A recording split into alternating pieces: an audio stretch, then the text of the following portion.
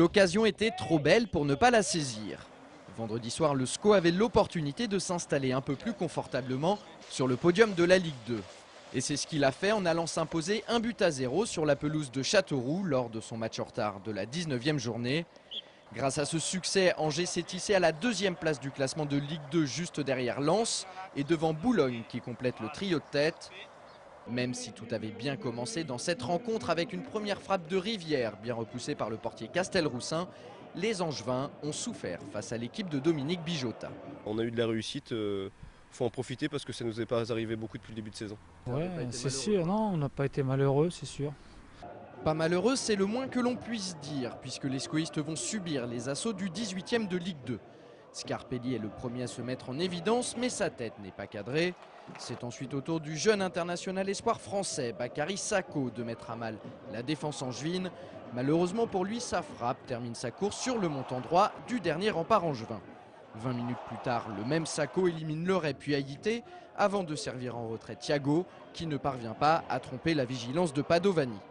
En deuxième mi-temps, on prend les mêmes et on recommence, décidément très en vue. Sakho enchaîne un superbe mouvement contrôle orienté suivi d'une frappe surpuissante qui passe juste à côté. Le show Sakho n'est pas terminé puisque c'est encore lui qui expédie ce coup franc sur l'arête. Le jeune milieu offensif de la Berrichonne n'est pas en réussite, contrairement à un Padovani qui semblait largement battu sur ce coup-là. Et puis le tournant du match, c'est cet énorme raté de Scarpelli, seul à 2 mètres du but. Malgré de nombreuses occasions, les Castelroussins ont clairement manqué d'efficacité.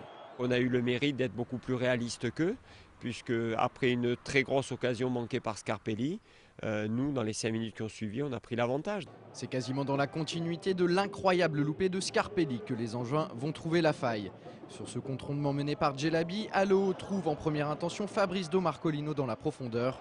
Entré en cours de jeu, le joker de luxe du SCO ne rate pas l'occasion d'inscrire son 3e but de la saison en championnat.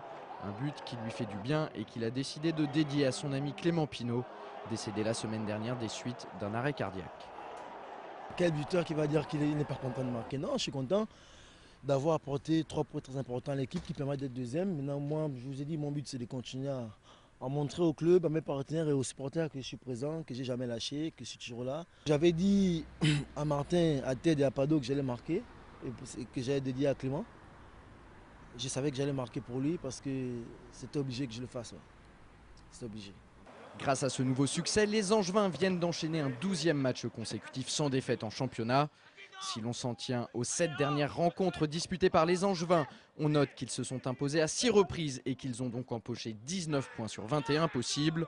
Depuis ce week-end, Angers fait évidemment figure de prétendant à la montée en Ligue 1.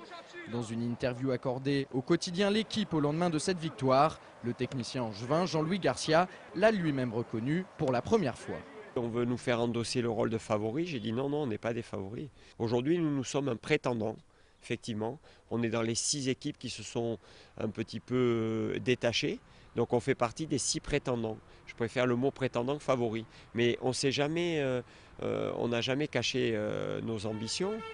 Mais on nous aurait pris pour des fous si on avait affiché l'ambition de monter en première division. Il faut être un petit peu humble et raisonnable.